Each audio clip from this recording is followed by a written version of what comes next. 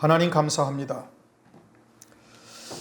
또 벌써 한 주간이 흘러서 이 주일 예배 주님 앞에 드릴 수 있도록 은혜를 베푸시고 또 주의 말씀을 가지고 함께 은혜를 나누며 하나님의 거룩하신 뜻이 무엇인지를 살펴볼 수 있도록 은총을 베푸심을 감사드립니다.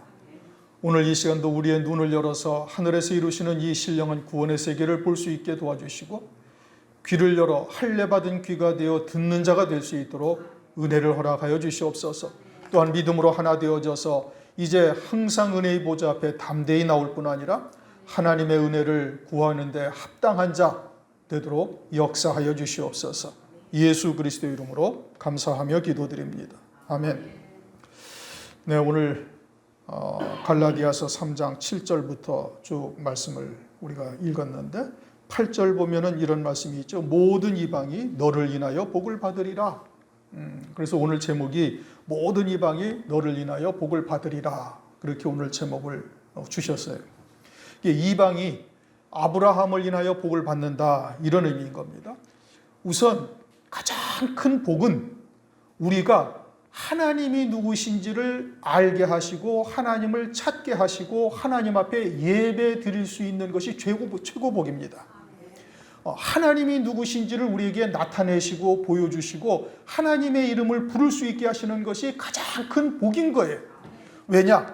우리는 사람은 하나님의 형상대로 지음을 받았잖아요. 하나님의 형상대로 지음을 받았으니 하나님의 형상을 따라갈 수 있도록 말씀을 통해서 우리에게 깨우쳐 주시는 거예요. 그리스도의 형상대로 우리를 세워가시는 것이 하나님의 거룩하신 뜻이고 기쁘신 뜻인데 어떻게 우리가 그리스도의 형상대로 세워져 갈 수가 있어요? 말씀을 통해서, 예배를 통해서 세워져 간다 이겁니다. 그러니 전도서 마지막에도 보면 전도서 12장 13절에도 보면 하나님을 경외하는 것이 사람의 본분이다. 왜 사람의 본분이에요? 하나님의 형상대로 지음을 받았으니까. 그러니 하나님이 누구신지, 하나님이 어떠한 형상이신지를 말씀을 통해서 깨닫고 말씀을 통해서 그 형상대로 세워져 갈 수 있어요. 그러니 예배를 드린다는 것이 우선은 가장 큰 복이다 이겁니다. 그리고는 오늘 말씀이 뭐냐? 오늘 말씀이 우리가 아브라함의 자손이다. 왜 아브라함의 자손이냐? 믿음으로 말미암은 자들은 아브라함의 아들인 줄 알지어다. 성경에서 그렇게 말씀하셨어요. 아브라함의 자손이다 이겁니다. 그리고 아브라함 안에서 복을 받는다 이겁니다. 이제 예수 그리스도 안에 있는 자들은 아브라함의 자손이요, 그 아브라함에게 하신 하나님의 약속의 말씀이 곧 우리에게 하신 약속의 말씀이 된다라고 성경은 지금 오늘 말씀을 하고 있는 거예요. 그에 대한 정확한 성경적 근거가 어디에 있는가? 오늘 말씀에 있는 거예요. 그러니까 이 말씀을 우리가 잘 새겨 듣고 또 듣고 깨닫고 믿음으로 받아서 이 아브라함에게 하신 언약과 아브라함에 받는 복을 우리도 함께 누리는 자가 될 수 있어야 되겠다, 이런 말씀인 겁니다.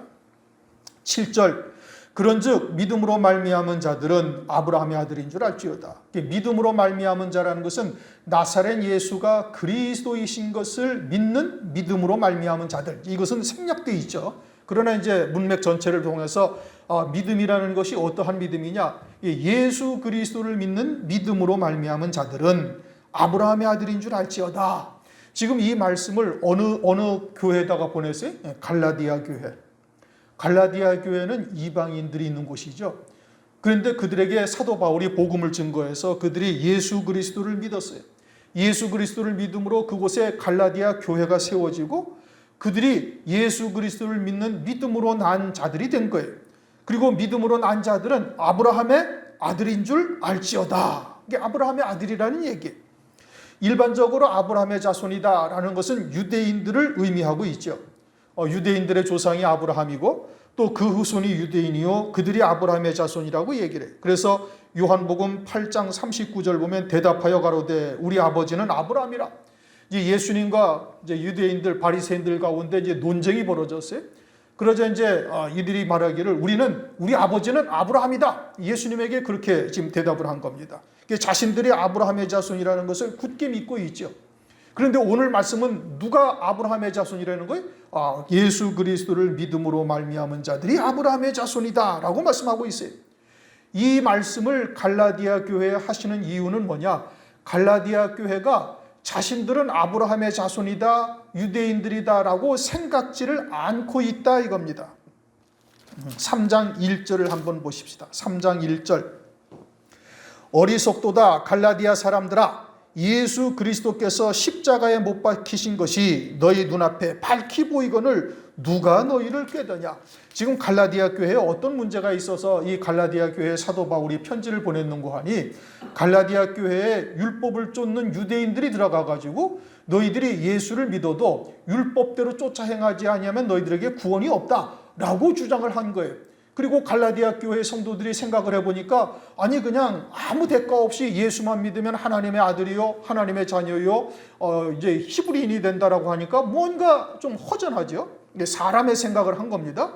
유대인들은 철저히 율법을 지키니까 율법 하나님의 말씀이죠. 율법과 계명들을 지키죠. 그러니까 인간적인 생각을 하니까 우리도 무언가 하나님 앞에 드려야 하나님으로부터 받는 것이 아닌가라는 생각을 하게 된 겁니다. 이게 사람의 생각이죠.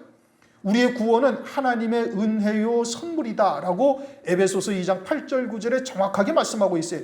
우리가 무엇인가를 하나님께 행하니까 그 반대급부로 우리에게 구원의 선물을 주시는 것이 아니고, 우리가 예수를 믿는 것에서 시작해서 하늘나라의 영생의 열매를 맺고 누리는 모든 것이 다 하나님의 은혜로 주시는 거예요. 거저 주시는 것이지 우리가 무엇을 행하니 그의 대가로 우리에게 주시는 것이 절대 아니다 이겁니다. 그런데 사람의 생각으로는, 세상의 이치로는 무언가 주어야 받는 게 있죠. 기브 앤 테이크라고 그래서 무언가 주어야 받는 게 있는 것이 세상의 이치고, 그것이 인간적인 도리라고 생각을 하고, 가만 그런 얘기를 들어보니까 귀가 솔깃해서 거기에 지금 넘어가고 있는 거예요.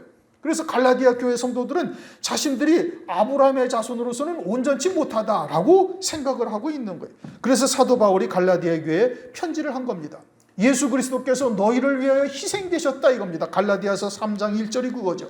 예수께서 십자가에 못 박히신 것이 너희 눈에 환히 밝히 보이는데 어떻게 너희들이 지금 율법을 쫓아야 구원을 이룬다는 말을 듣고 신족을 할 수가 있는가라고 지금 이야기를 하고 있는 겁니다.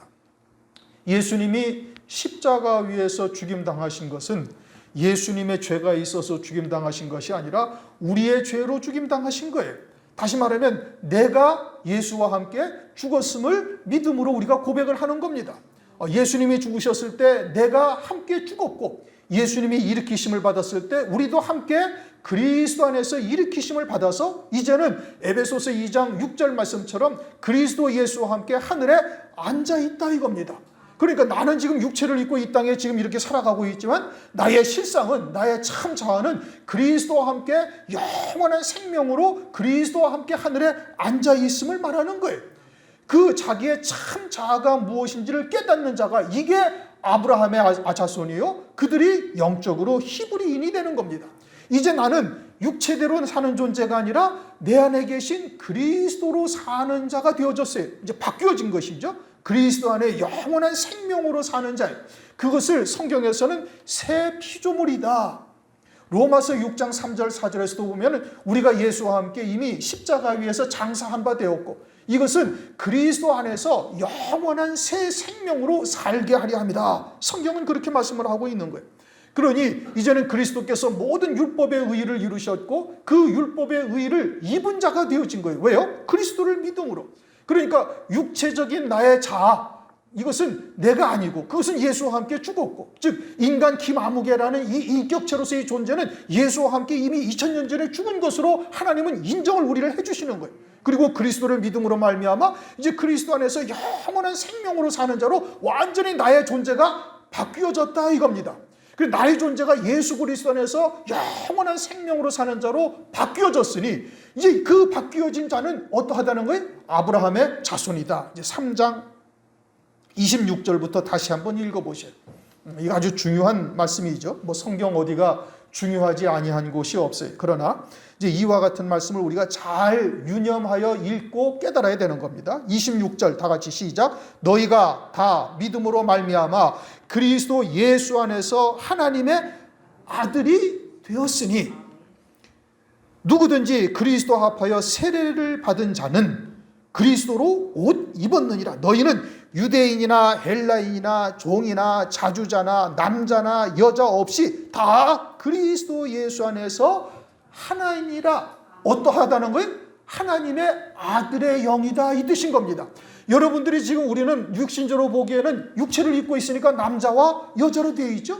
그런데 이제는 예수 그리스도를 믿음으로 세례를 받은 자가 딱 되어졌으면은, 다시 말하면 조금 전에 말씀드린 것처럼 예수와 함께 나의 옛사람은 십자가에 못 박혀 죽었음을 믿고 있고, 이제는 그리스도께서 일으키심을 받은 자로 나도 그리스도와 함께 일으키심을 받은 자, 즉 영원한 생명으로 사는 자가 되어졌으면, 이제는 너는 남자도 아니고 여자도 아니고 그리스도 안에서 하나이니라. 어떤 거예요? 하나님의 아들의 영으로서의 존재다 이 뜻인 겁니다. 무슨 얘기인지 이해가 되셨습니까?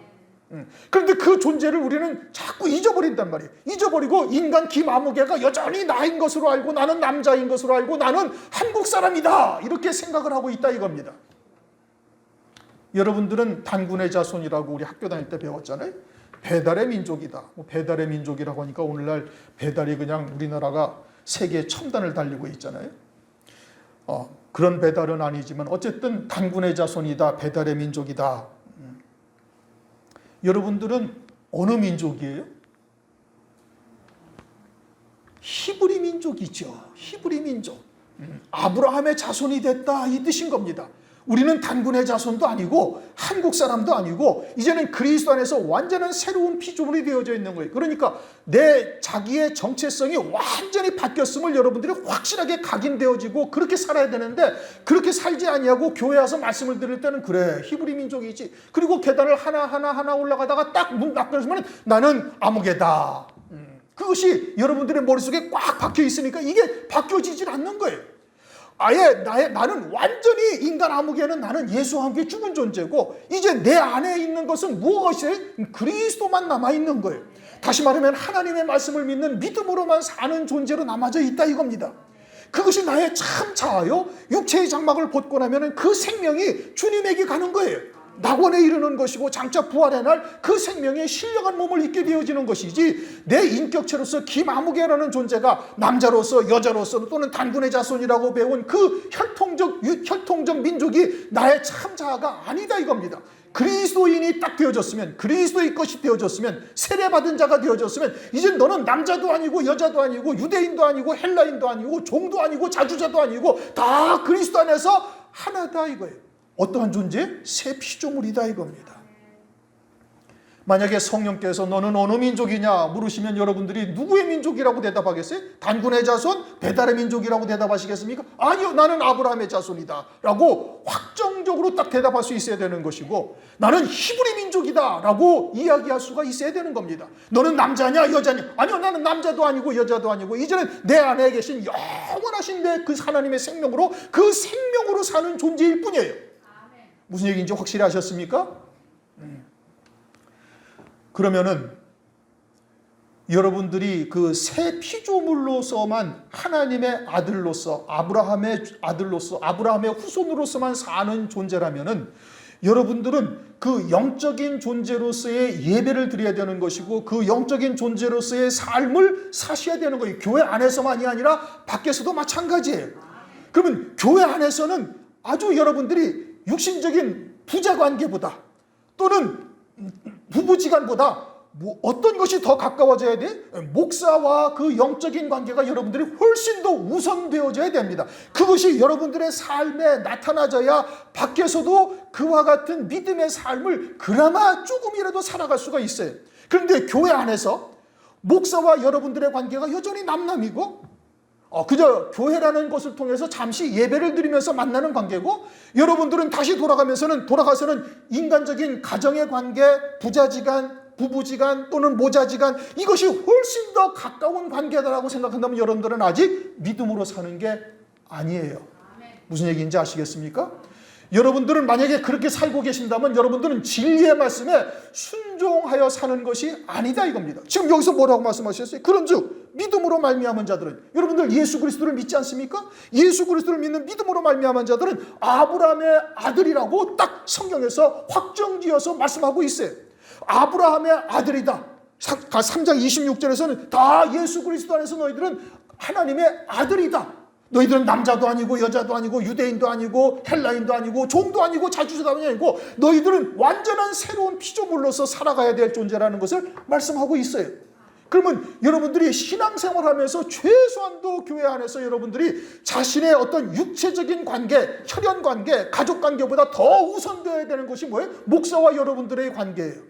하나님의 말씀을 여러분들이 얼마나 믿음으로 받고 있는지, 그리고 여러분들이 육체를 입고 살아가는 동안에 아들의 영으로서 뭐가 문제가 되고, 무엇 때문에 내가 자꾸 실족하고, 무엇 때문에 내게 영적인 삶을 살아가는데 걸림돌이 되는지를 목사한테 이야기를 하셔야 목사도 그것을 위해서 기도할 수가 있는 것이고, 그래야만 참다운 목자와 양과의 관계가 형성이 되는 겁니다.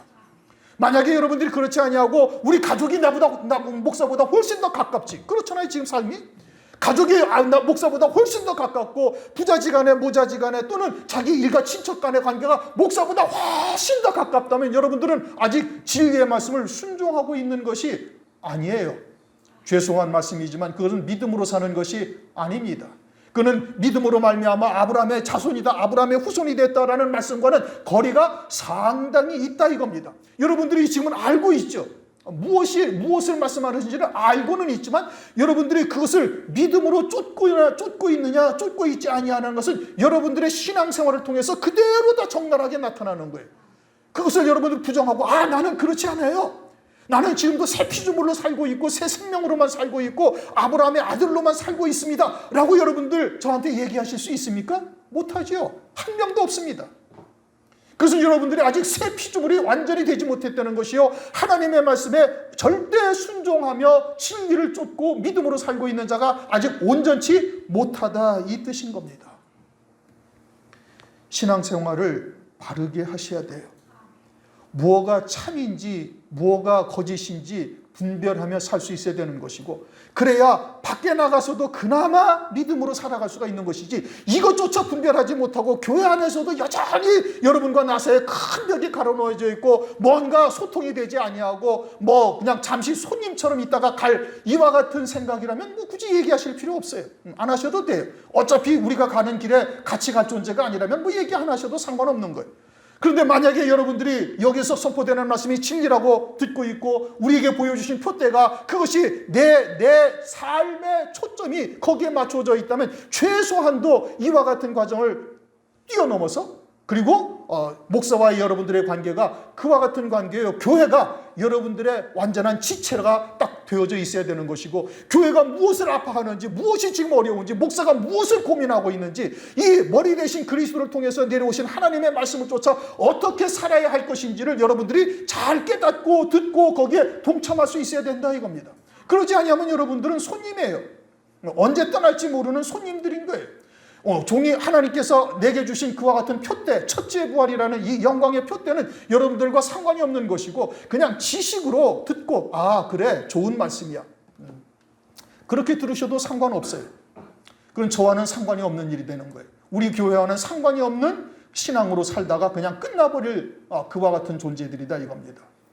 그러므로 지금 내가 누구인가를 정확하게 그 자기의 정체성을 찾아야 될 것이고, 과연 나는 그와 같은 믿음의 생활을 살고 있는가를 교회를 통해서 나타나줘야 되는 것이고, 교회를 통해서 나타나줘야 최소한도 밖에 나가서도 그 믿음의 삶을 자꾸 되뇌면서 쫓아나갈 수가 있는 것이에요. 내가 누군가, 더더군다나 이제 주의 재림과 이제 주의 환란이 가까워하고 오는 이와 같은 때에 여전히 너희들은 여호와가 하나님은 여호와를 섬길 것이고 바알이 하나님은 바알을 섬길 것이지 중간에서 왔다 갔다 미적지근하지 말라. 여호수아가 아주 단호하게 이야기를 하잖아요. 엘리야가. 지금 우리가 사는 때가 시대가 그와 같은 겁니다. 무엇이 하나님의 뜻이면 확실하게 믿음으로 딱 발걸음을 내디뎌야 되는 것이고, 그러지 아니하면 결국 환란 날에 망하는 자로 끝나고 마는 것이지요. 우리는 아브라함과 같은 아브라함의 자손, 믿음으로 말미암아 온전한 아브라함의 자손으로 살아야 되는 겁니다. 그리고 그것이 교회를 통해서 그 열매가 나타나줘야 되는 거예요. 8절을 다시 읽어보십시다. 8절 다 같이 읽습니다. 시작. 또 하나님이 이방을 믿음으로 말미암아 의로 정하실 것을 성경이 미리 알고 먼저 아브라함에게 복음을 전하되 모든 이방이 너를 인하여 복을 받으리라 하였으니 그러므로 믿음으로 말미암은 자들은 믿음이 있는 아브라함과 함께 복을 받느니라. 이 말씀이 무슨 뜻인지 이해가 되셨습니까? 예? 하나님께서 일반적으로 하나님은 아브라함을 먼저 택하시고 유대인들을 먼저 택하셨다라고 이야기를 하는데, 지금 이 8절 말씀은 그것이 아니고 하나님께서 이방을 하나님께서 믿음의 자손으로 세우실 것을 미리 정하시고, 그리고 어떻게 해야 믿음으로 사는 자인지를 아브라함을 택해서 믿음의 조상으로 세우셔가지고 무엇이 믿음으로 사는지를 아브라함을 통해서 보여주셨다, 이 뜻이에요. 그러니까 하나님께서 아브라함을 먼저 택하시고 아브라함과 그 후손 유대인들을 통해서 하나님을 계시하신 것이, 그것이 하나님의 본질적인 뜻이 아니라 이방, 아브라함 유족 속이 아닌 이방을 하나님께서 미리 아시고 그들을 온전한 믿음으로 세우시기 위해서 아브라함을 택하시고 아브라함으로 하여금 믿음의 조상이 되게 하시고 믿음으로 사는 것이 무엇인지를 깨닫게 하시기 위해서 아브라함에게 하나님께서 나타나신 것이고, 궁극적인 하나님의 뜻은 그 이방이 믿음으로 말미암아 아브라함께 함께 복을 받게 하시기 위함이다, 이런 뜻입니다. 무슨 얘기인지 이해가 되셨습니까?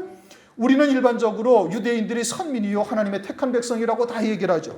그들이 참 감람나무요, 그들은 하나님의 아들이고 우리는 돌감람나무고 우리는 양자라고 다 이야기를 합니다. 그런데 지금 갈라디아서 3장 8절 말씀은 전혀 그렇지가 않다 이거예요.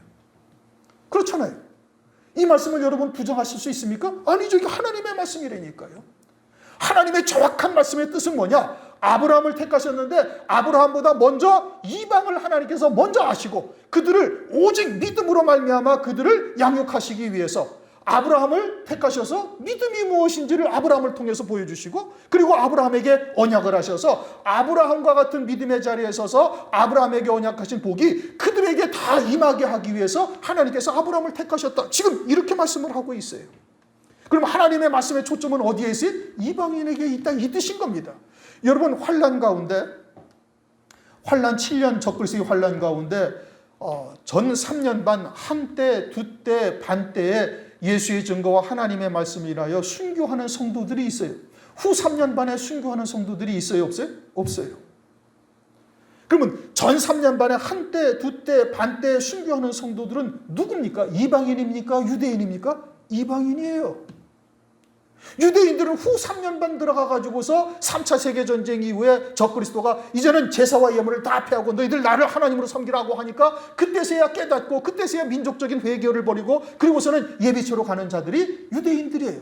그러니까 모든 말씀의 초점은 어디에 있는데? 어린 양의 혼인잔치에 있단 말이에요. 그럼 어린 양의 혼인잔치에 다 들어가는 자들은 이방인이에요? 유대인이에요? 이방인이라니까.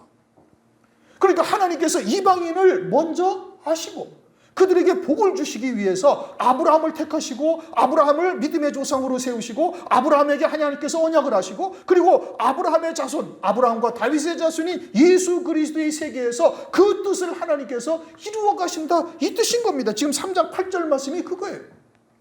그런데 일반적으로 많은 교회가 그렇게 생각지 않잖아요. 어떻게 생각을 해? 유대인들은 하나님의 자녀고 그들은 참감람나무요, 그들은 하나님의 아들이고 우리는 그저 예수 그리스도를 유대인들이 십자가 못 박아 죽임으로 그냥 이방인에게로 구원의 때가 넘어와서 그래서 우리가 예수 그리스도를 믿고 이제 하나님의 자녀들이 되었고 이제 원래는 그들이 하나님의 본자손이다, 다 이렇게 생각한다 이겁니다. 그런데 성경은 뭐라고 말씀하시? 그게 아니라니까요. 하나님의 원래의 뜻은 우리들에게 하나님께서 그 뜻을 두시고, 그리고 우리들에게 믿음으로 말미암아 복을 주시는데 어떻게 복을 주실까를 아브라함을 택해서 그에게 딱 보여주시고, 그리고 그를 믿음의 조상으로 세우시고 그에게 언약을 하시고, 그리고 아브라함과 다윗의 자손 예수 그리스도의 세계에서 믿음으로 말미암아 그 복을 받을 수 있는 자가 되게 하시기 위해서 하나님께서 그와 같이 아브라함을 택하셨다라고 8절 9절 말씀이고, 다시 한번 읽어보세요. 또 하나님이 이방을 믿음으로 말미암아 의로 정하실 것을 성경이 미리 알고 먼저 아브라함에게 복음을 전하되 모든 이방이 너를 인하여 복을 받으리라 하였으니, 그러므로 믿음으로 말미암는 자는 믿음이 있는 아브라함과 함께 복을 받느니라. 이 내용이 그 내용인 겁니다. 오늘날 예수 그리스도 안에서 그리스도의 이름으로 세례를 받은 우리가 영적인 히브리인이요 영적인 유대인이에요. 로마서 2장 28절 29절 표면적 유대인이 아니요 이면적 유대인이요 할례는 마음에 할지라, 그렇게 말씀하고 있잖아요. 그러니까 겉으로 나타난 유대인이 참 유대인이 아니다.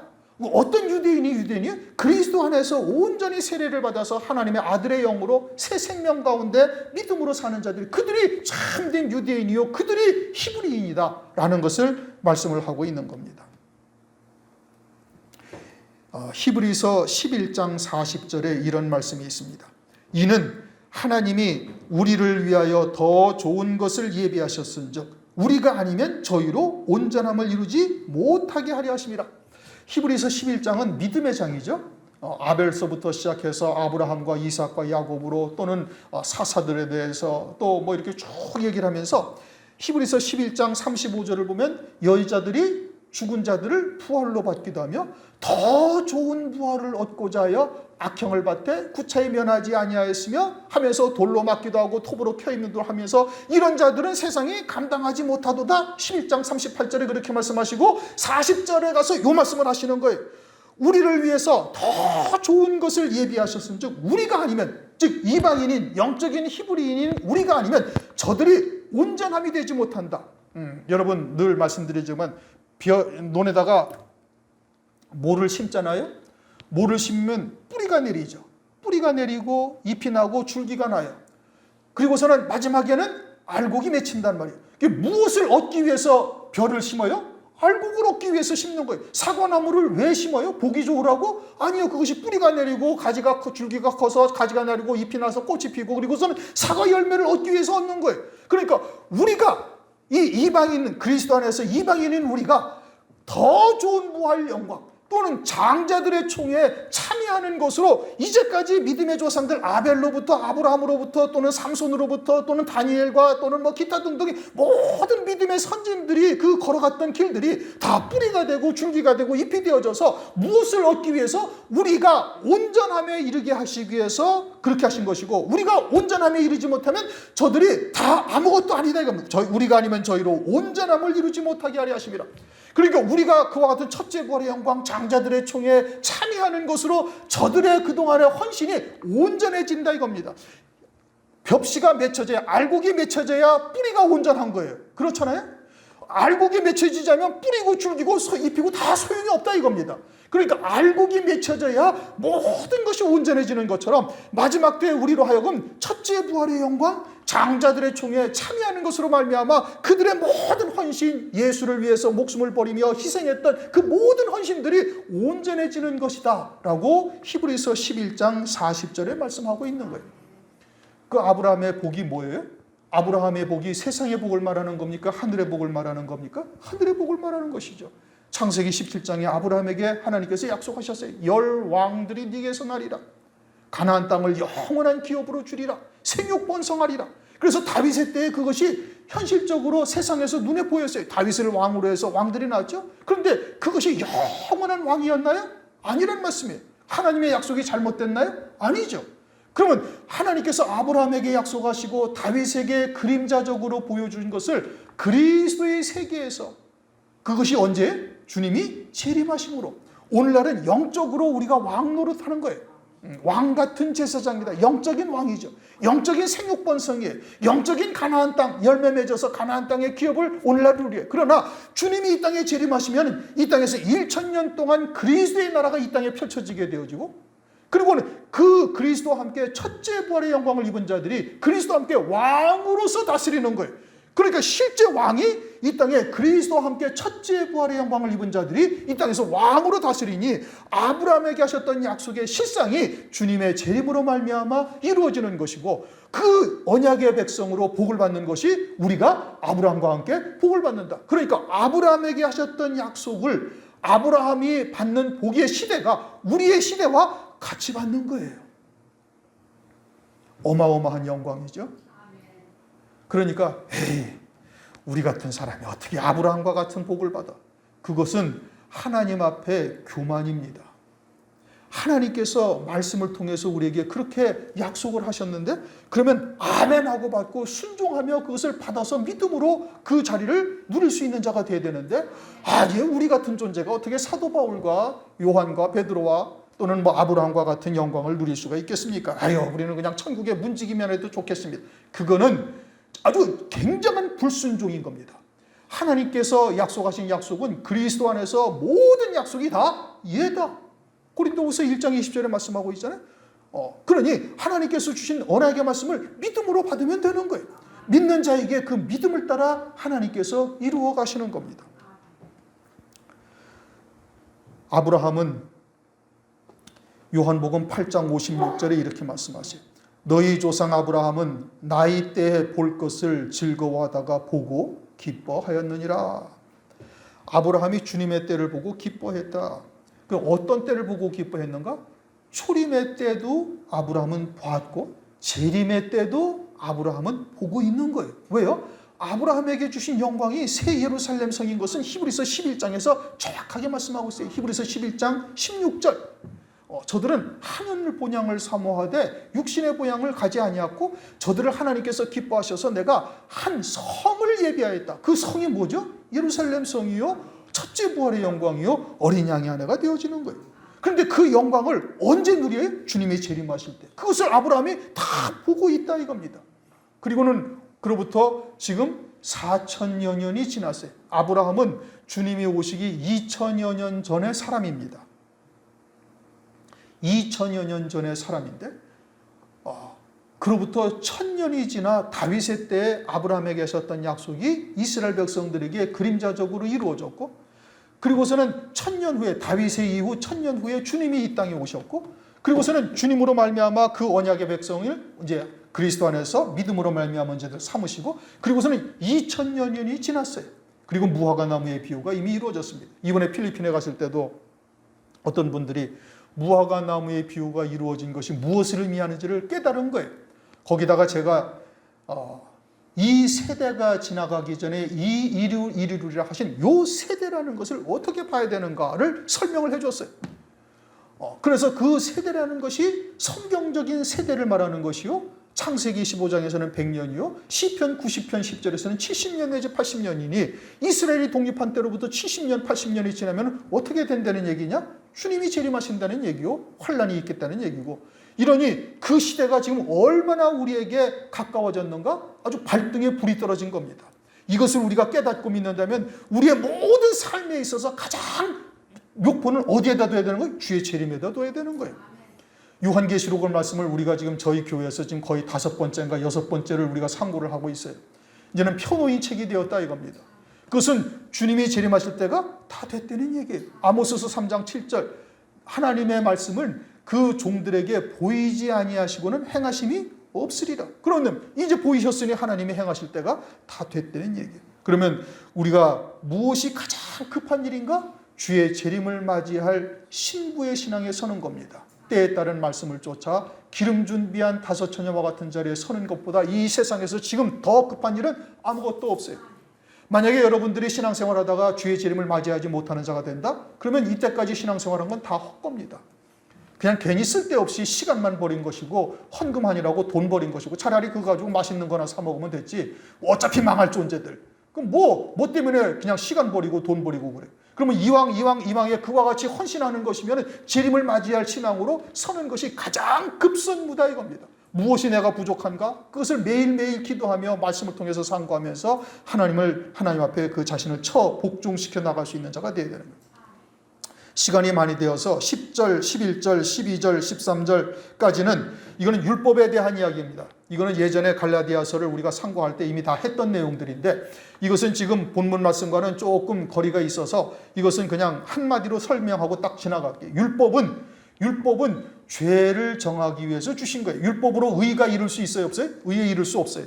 이것은 율법은 죄를 위해서, 죄가 정죄함을 위해서 두신 것이에요. 율법으로는 죄를 깨달음이니라. 율법으로는 죄를 깨닫고 의인은 없나니 하나도 없으니 결국은 누구를 기다려야 돼? 메시아를 소망할 수밖에 없는 거예요. 그럼 유대인들에게 율법을 주신 것은 율법으로 말미암아 의에 이를 수 있다라고 해서 주신 것이 아니다 이거예요. 그것으로 죄를 깨닫고 그리스도 메시아를 소망하여 그리스도가 오시면 영접하라고 율법을 준 거예요. 그런데 유대인들은 어떻게 했어요? 율법을 행함으로 스스로 의롭다고 생각을 한 거예요. 그러나 하나님의 율법을 사람이 온전히 지킬 수가 있어요, 없어요? 못하는 거죠. 그건 있을 수가 없는 것이죠. 그러니까 주님이 율법을 산상보훈해서 다시 설명하잖아요. 살인죄, 간음죄가 뭔지를 다시 설명해. 그러면 살인죄에 해당되지 아니하는 사람은 한 사람도 없어요. 간음죄에 해당되지 아니하는 그리스도인들 한 사람도 없어요. 모두가 다 죄인이에요. 그러니까 그리스도를 영접할 수밖에 없다 이겁니다. 그런데 유대인들은 그러지 아니하고 예수님을 십자가에 못 박아 죽인 거예요. 그러면서 율법을 철저히 지켜야 구원에 이른다고 하니 이것이 얼마나 큰 모순이냐. 갈라디아 교회 너희들은 이것을 깨달으라 이겁니다. 의인은 그래서 뭘로만 산다? 믿음으로만 산다. 믿음으로만 산다. 12절, 13절. 그래서 13절, 그리스도께서 우리를 위하여 저주를 받은 바 되사 율법의 저주에서 우리를 속량하셨으니 기록된 바 나무에 달린 자마다 저주 아래 있는 자라. 그러니까 예수 그리스도께서 하나님으로 이 땅에 오셔서 율법을 온전히 지키신 거예요. 그리스도 외에는 의인이 없죠. 율법을 온전히 지키셔서 이제는 우리가 받을 저주까지 나무에 달린 자마다 저주 아래 있는 자를 하셨으니 예수께서 십자가에서 죽임당하심으로 우리가 받아야 될 모든 저주를 주님이 다 받으셨다 이거예요. 그러니까 예수님이 십자가에 달리셨을 때 나도 거기에 함께 죽은 자인 것을 나도 믿음으로 받는 거예요. 그래서 예수님 안에서 이제는 영원한 생명으로 하나님의 아들로서 사는 존재로 완전히 바뀌어진 것이다 이겁니다. 히브리서 10장 12절, 오직 그리스도는 죄를 위하여 한 영원한 제사를 드리시고 하나님 우편에 앉으사. 히브리서 10장 14절, 저가 한 제물로 거룩하게 된 자들을 영원히 온전케 하셨느니라. 이제는 그리스도 안에서 우리에게는 정죄함이 없다 이겁니다. 그리스도 예수 안에서 하늘에 앉힌 자가 되어졌으니 지옥과는 상관이 없는 존재예요. 이제는 우리가 영원한 생명으로 어떻게 영생의 삶을 사는가 이제 달려있는 것이죠. 때로는 우리가 육체를 입고 있으니 실수할 수도 있어요. 그러나 그것은 이미 예수께서 모든 죄 사함의 은혜를 우리에게 베푸셨으니 은혜의 보좌 앞에 담대히 나오라. 성경은 우리에게 그렇게 말씀하시고 있습니다. 14절, 이는 그리스도 예수 안에서 아브라함의 복이 이방인에게 미치게 하고. 왜 그리스도께서 저주를 우리를 대신해서 받으셨어요? 아브라함의 복이 우리에게 미치게 하기 위해서. 누구에게? 이방인에게 미치게 하기 위해서. 그러니까 하나님의 말씀의 본질이 유대인이에요? 이방인이에요? 이방인이에요. 그리스도 안에 있는 이방인들, 그들이 하나님의 참된 백성이고 하나님의 택하신 자들이고 그들을 위해서 그리스도께서 희생을 하신 것이고 그들을 위해서 아브라함을 선택하셔서 하나님께서 아브라함에게 복을 주셨다 이겁니다. 그리고는 그 복이 누구에게 미치게 하기 위해서? 이방인인 우리에게 미치게 하고 또 우리로 하여금 믿음으로 말미암아 성령의 약속을 받게 하려니라. 이제는 그리스도를 믿는 자에게 누가 임하셔요? 성령 하나님이 임하시는 거예요. 사도행전 2장 38절, 베드로가 가로되 너희가 회개하여 각각 예수 그리스도의 이름으로 세례를 받고 죄사함을 얻으라. 그리하면 성령을 선물로 받으리니 이 약속은 너희와 너희 자녀와 모든 먼 데의 사람 곧 우리 주 예수 하나님이 얼마든지 부르시는 자들에게 하신 것이라. 회개하고 죄사함을 받으니 성령이 우리에게 임하셨어요. 여러분들은 성령이 내 안에 계시다라는 것을 어떻게 확인해요? 확증해요? 무엇으로 할 수가 있어요? 성령이 내 안에 계셔서 하나님 나라에서 이루시는 구원의 세계를 나는 본 적도 없고 이해할 수도 없고 그것은 우리의 이성이나 과학적으로 입증되지 아니하는데 그것을 내게 믿게 하셔요. 믿게 하셔서 세상도 못 받게 하시고 심지어는 육신의 목숨도 버릴 권세로 버릴 수 있게 하신다 이겁니다. 이것은 성령이 내 안에 계시지 아니하면 할 수가 없는 일이에요. 고린도전서 12장 3절, 성령으로 아니하고는 예수를 주시라 할 수 없느니라. 그러니까 그와 같은 하나님의 아들의 영, 본래부터가 아들이죠. 갈라디아서 4장 6절, 너희가 아들인 고로 아들의 영을 너희에게 부어주사 아바, 아버지라 부르게 하셨느니라. 그러니까 내가 예수 그리스도를 믿음으로 하나님을 아버지라 부르는 것이 아니고 하나님의 아들이 된 것이 아니라 너희가 아들인 고로 아들의 영을 너희에게 부어주셔서 아바, 아버지라 부르게 한다. 그러니까 나는 예수를 믿기 이전부터 이미 아들의 영이셨고 그리고 아들의 영이었고 아들의 영이기 때문에 성령이 그 아들의 영이 있는 자에게 오셔서 나사렛 예수가 너의 죄를 위해서 십자가에 죽임당하셨으니 예수를 그리스도로 영접할 수 있도록 우리에게 은혜를 베풀어 주시는 거예요. 여러분들이 2000년 전에 무슨 예수님이 십자가 위에 죽임당하실 때 내 이름을 딱 써놓고 김종천이를 위해서 여기서 내가 죽었노라 사진 봤습니까? 없어요.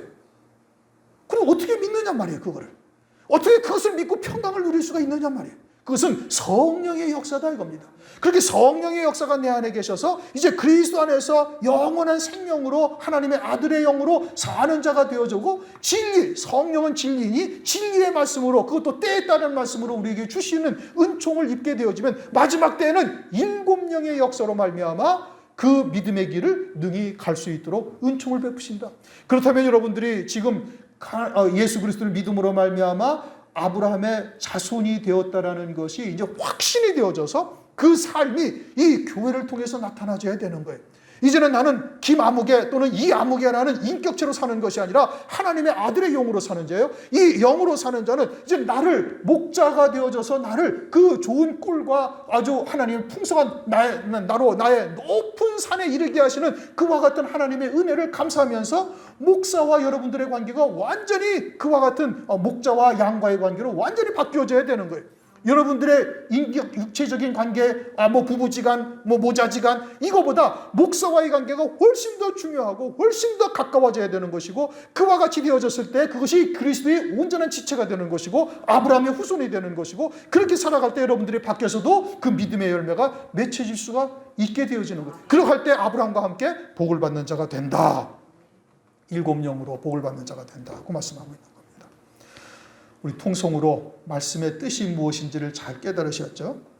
8절, 9절 그리고 14절 말씀을 통해서 오늘의 내가 누구냐? 그럼 믿음으로 살아야 할 이유가 무엇이냐? 아브라함에게 하신 약속이 과연 내게 하신 약속인가?